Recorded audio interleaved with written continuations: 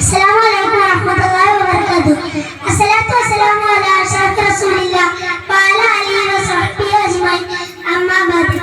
ഏറ്റവും ബഹുമാനം നിറഞ്ഞ ഉസ്താദുമാരെ, രക്ഷിതാക്കളെ, സ്നേഹം നിറഞ്ഞ നാട്ടുകാരെ, പ്രിയപ്പെട്ട കൂട്ടുകാരെ, മുത്തറസൂൽ സല്ലല്ലാഹു അലൈഹി വസല്ലം തങ്ങളുടെ ജന്മം കൊണ്ട് അനുഗ്രഹീതമായ ഈ സുദിനത്തിൽ മുത്തുനബിയുടെ വിനയം സ്നേഹം എന്ന വിഷയത്തിൽ അല്പം സംസാരിക്കുവാൻ ഞാൻ ആഗ്രഹിക്കുകയാണ്.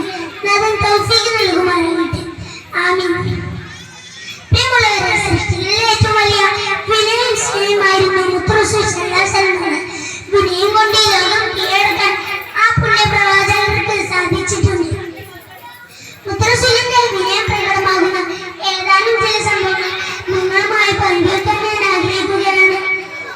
പല വേളകളിലും മുത്തറസൂൽ സല്ലല്ലാഹു അലൈഹി വസല്ലമയുടെ കാലിൽ നീര് കെട്ടി വീർക്കോളം രാത്രി നിസ്കാരം നിർവഹിക്കുന്നത് ഒരിക്കൽ ആയിഷാ ബീവി റളിയല്ലാഹു അൻഹ ചോദിച്ചു, അങ്ങേക്ക് മുൻകഴിഞ്ഞതും വരാനിരിക്കുന്നതുമായ മുഴുവൻ പാപങ്ങളും അല്ലാഹു പുറത്തു തന്നിട്ടും പിന്നെ എന്തിനാണ് ഈ പ്രയാസപ്പെടലെന്ന്?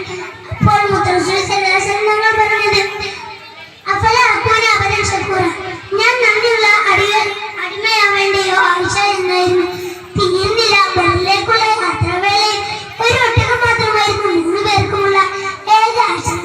തിരുനബി സല്ലല്ലാഹു അലൈഹി വസല്ലമയും അലി റളിയല്ലാഹു അൻഹുവും മർസദ് റളിയല്ലാഹു അൻഹുവും മാറി മാറി സഞ്ചരിക്കാനായിരുന്നു തീരുമാനം. തന്റെ ഉളവെത്തിയപ്പോൾ ഇരു സ്വഹാബാക്കളും പറഞ്ഞു, നബിയെ, ഞങ്ങളുടെ ഉളത്തിൽ വന്ന് ഒട്ടകം പുറത്തേറുക, അതാണ് ഞങ്ങളുടെ ഇഷ്ടം. അപ്പോൾ വിനയത്തിന്റെ സുലഭമായ മുത്തറസൂൽ സല്ലല്ലാഹു അലൈഹി വസല്ലം തങ്ങൾ പറഞ്ഞത്, ഞാൻ നിങ്ങളെക്കാൾ ആരോഗ്യവാനാണ്, മാത്രമല്ല നിങ്ങളെ പോലെ ഞാനും നബിയുടെ കൂലി ആഗ്രഹിക്കുന്നു. പ്രിയമുള്ളവരെ, ഇത്രമേൽ വിനയം കൊണ്ട് ഈ ജീവിതം ധന്യമാക്കിയ ഒരു ലോകമേധാവി ലോക ചരിത്രത്തിൽ ഉണ്ടായിട്ടുണ്ട്. സ്വർഗീയ വികാരങ്ങളാണെങ്കിലും അഹങ്കരിക്കാൻ മറ്റു പലതും ഉണ്ടെങ്കിലും അവിടുന്ന് സ്വാഭാവികതനായി ജീവിച്ചു.